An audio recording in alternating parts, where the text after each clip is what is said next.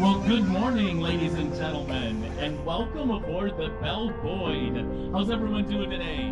I mean, you picked a perfect morning for a boat trip. We've just started our 2-hour and 15-minute cruise on the upper dells of the Wisconsin River. Now, during your trip today, you're going to be seeing some beautiful and unique river scenery. We're going to be seeing some amazing rock formations, and we will be making 2 ports of call. We will be making 2 stops. Our first stop is Witch's Gulch. Now, this is a natural-made canyon that we will be able to get out of the boat and walk through, and I know you will enjoy that. Our second stop is Stand Rock, and Stand Rock is the trademark of Wisconsin Dells, and it's there that we're going to watch the dog make his traditional jump at Stand Rock. Now, before we get started, I do want to introduce myself. My name is Greg, and I'm going to be your guide throughout the trip today. I was raised right here in Wisconsin Dells. In fact, many moons ago, I went to Wisconsin Dells High School. But for the last 40 years, I have been a professional opera singer. I just retired a couple years ago, and I'm back here in my hometown of Wisconsin Dells and here on the beautiful river. Now, ladies and gentlemen, we do have a very important person here on board today. He's off here to my right. He's important to me, and he is very important to every single one of you, because this is our pilot. This is Captain Joe. Applause. I mean, he has not done anything yet, folks. No, Captain Joe deserves the applause. He's probably the best pilot we have here on the Wisconsin River, so all of us are in excellent hands today. Right now, I'm going to hand the microphone over to the captain, and he's going to introduce himself and also tell us a little about the rules and the regulations that we do have to follow while we are aboard the Bell Boyd. Well, thank you, Greg, and I also would like to welcome folks on board the Bell Boyd. I don't know about the best, let's just say the most experienced. As far as rules and regs go, it's pretty simple. No smoking on the boat, no vaping, any cigarettes. Stay seated when the boat is in motion, especially criticals are docking and undocking the boat. We'll let you know when it's safe to stand up and short. One hard and fast rule, don't throw anything in the river. You're welcome to have food and drink on the boat with you, just to use the garbage can, certainly not. And on the upstream portion of the trip is going to be doing most of the guided commentary. So we ask that you keep your conversations, especially your cell phone conversations, to a minimum. People sitting next to you probably want to hear about the river, rocks, and the trees. Probably don't care if Aunt Ruth is going to make it to the family reunion. Personally, I hope she does. She gets a couple beverages in her. She'll tell me just exactly what she thinks. I love Aunt Ruth. She's a hoot. Anyway, plenty of time to talk on the shoreline. Moving down the river. The Wisconsin freeze is over.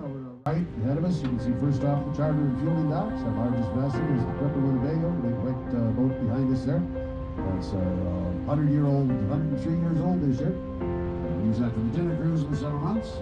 For 24 years I was captain on that thing. Farther up the bus dock and in the dry dock area, you can see a couple of our jet boats there. We use the cradles that you can see to pull the conventional vessels up out of the water. The jet boats come out on trailers, and we're getting ready to pull the big beast out of the water, and for that we use the skid system that you can see between the two upstream cradles there. That's for all the grinding and painting and scraping and sandblasting, wrench twisting and nose cleaning, grinding and painting and scraping and sandblasting and shaft changing, wheel changing and shaft changing.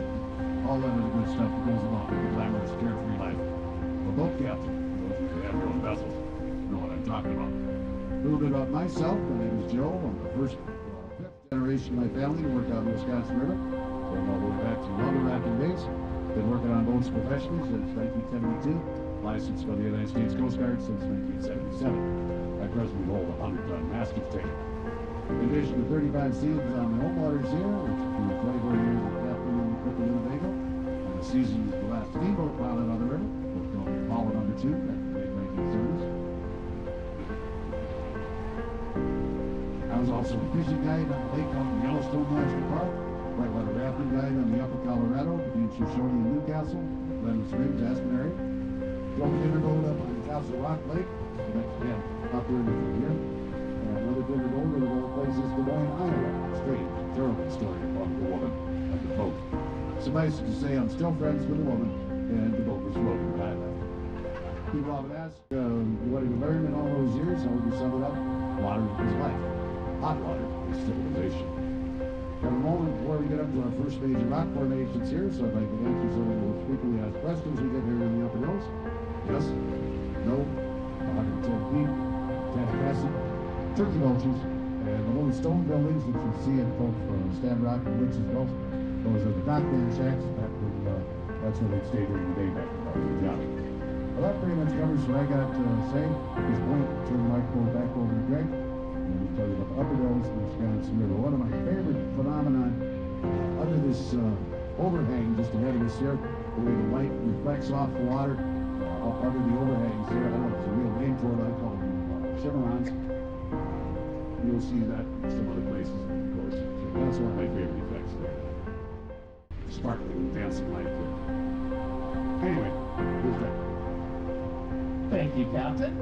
Now, as we've been saying, we are on the Wisconsin River, and this is the longest river in our state. It is 435 miles long, and it gets its start at the upper Wisconsin-Michigan border at a lake called Lac du Désert. And then it travels diagonally through our state, where it does empty into the Mississippi, just about 90 miles from here. Now, an interesting fact about this river is it does drop in elevation about 1,100 feet, and that means that the current is very strong on this river. And that's why there are 26 hydroelectric dams on the Wisconsin River, making it one of the hardest working rivers of its size in the world, and providing energy up and down the state of Wisconsin. Now, as we move into the river here and you look straight ahead, you're going to see that we are going to be passing between two large cliffs. And this is what we call the jaws of the Upper Dells. Ahead of us and to the right, that is High Rock. And High Rock stands 65 feet high. And across from that, over on our left, that is Romance Cliff. And that stands 75 feet high. Now, legend has it that the Native Americans would have their wedding ceremonies right up on top of beautiful Romance Cliff. It said that they would take a bough off the tree and light it on fire and throw it over the cliff. And if that bough stayed lit until it hit the water, that was their sign of a long and a happy marriage. If it went out before it hit the water, well, that was their sign of just a long marriage. Now, as we pass between these cliffs, this is the deepest section of the Wisconsin River. Right here, it is approximately 110 feet deep. Now, that is very deep for a river. The average depth is 35 to 40 feet. But right here, this is the deepest section. Now we are coming up to our first rock formation. It is ahead of the boat, and off here to the right, you'll be seeing Chimney Rock coming up here to the right. It gets its name because, well, it does resemble the old stick and mortar chimneys of the early pioneer days. And Chimney Rock is an excellent example of the wind and the water erosion that takes place here on the Upper Dells. That's Chimney Rock, right